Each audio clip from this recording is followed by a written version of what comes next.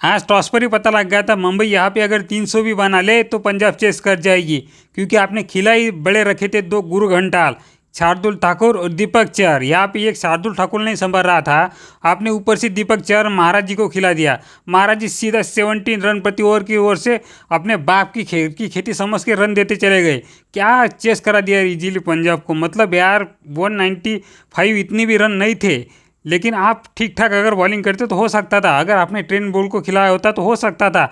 यहाँ पे Trent ball जिस तरह की बॉलिंग करते, जिस प्रकार की आउटकट डालते हैं, कुछ ना कुछ तो हो सकता था। आपने अगर अश्विनी कुमार को खिलाया होता तो कुछ हो सकता था, क्योंकि पिछले साल हमने देखा था अश्विनी कुमार का परफॉर्मेंस, कितनी बढ़िया बैटिंग करी थी उसने बंदे ने सेकंड हाफ में मुंबई इंडियंस की तरफ से। उसी का कारण था कि ये मुंबई इंडियंस ने पिछले साल सेमीफाइनल क्वालिफाई करा था, क्योंकि उस बंदे ने बहुत ही ब्रिलियंट बॉलिंग करी थी अश्विनी कुमार ने।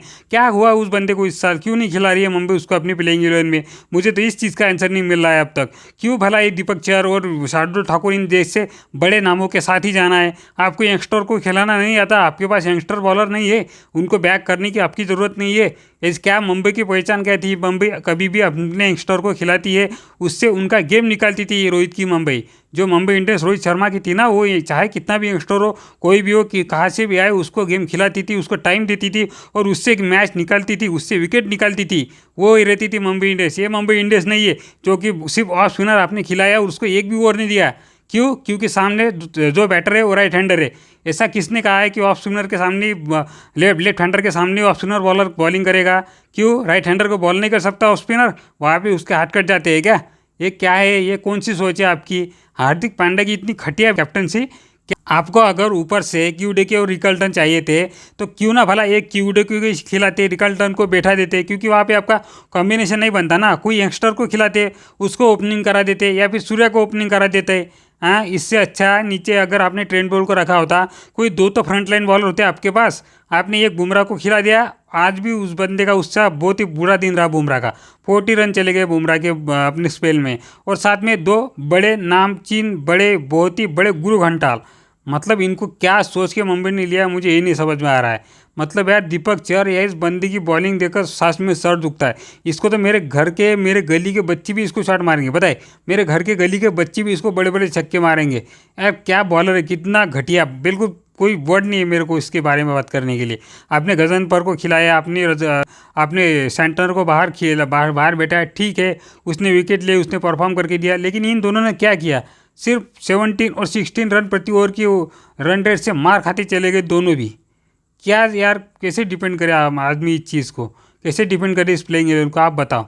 इतनी घटिया कैप्टनसी करी ऊपर से हार्दिक पांड्या ने, ऑफ स्पिनर को ओवर नहीं दिए।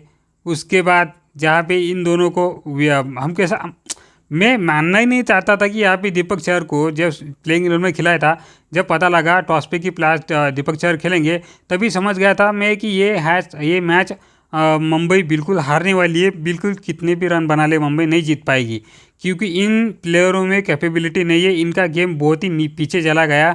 आजकल जिस पेस पर गेम जा रहे हैं, क्रिकेट जा रही है, उस लेवल पर इन्होंने अपने आप को अपग्रेड नहीं किया है। ये प्लेयर नहीं टिकेंगे, चाहे आप कुछ भी कर दो। वहाँ पे आपने किसी नए बॉलर को खिलाया था, किसी और को भी खिलाया था, मुझे ये गारंटी है कि इन दोनों से अच्छा ही उस प्लेयर ने करा होता। वही दूसरी ओर देखो पंजाब की ओर, कितना ब्रिलियंट खेला वो बंदा प्रभ सिमरन, यंगस्टर ही है ना, उसने डेब्यू कराया कि आज तक नहीं, क्योंकि उस पर उस प्रकार का विश्वास, उस प्रकार का भरोसा दिखाया पंजाब की मैनेजमेंट ने, रिकी पॉन्टिंग ने, श्रेयस सर ने। उसी का उस बंदे ने यहाँ पे पे बैक किया है। प्राय ब्रिलियंट इनिंग खेले प्रभ सिमरन ने, उसका कैच ड्रॉप किया बुमराह ने, लेकिन उसके बाद उसने एक शॉट भी ऐसा गलत नहीं खेला, और जिस प्रकार की इनिंग खेली उस बंदे ने मानना पड़ेगा। और उसका ब्रिलियंट शॉट दिया श्रेयस सर ने। इसके बारे में क्या ही बोले उनके बारे में, मतलब गजब प्लेयर हो गए श्रेयस सर, मतलब ब्रिलियंट। इसके आगे हम कुछ भी नहीं कह सकते। जहाँ पे भी उसकी मैच फंसा होगा, जहाँ पे भी उसकी टीम को ज़रूरत होगी, वो बंदा खड़ा रहेगा, उन मैच कहीं से भी निकाल कर अपनी टीम को जिता देगा। और हकदार टीम है पंजाब किंग्स, उसी के कारण जीती है मैच, इजीली जीती है, इससे कोई शक नहीं है। मुंबई यहाँ से मुझे नहीं लगता कमबैक अगर कर जाए तो कर जाए, नहीं तो मुंबई बाय बाय इस सीज़न तो।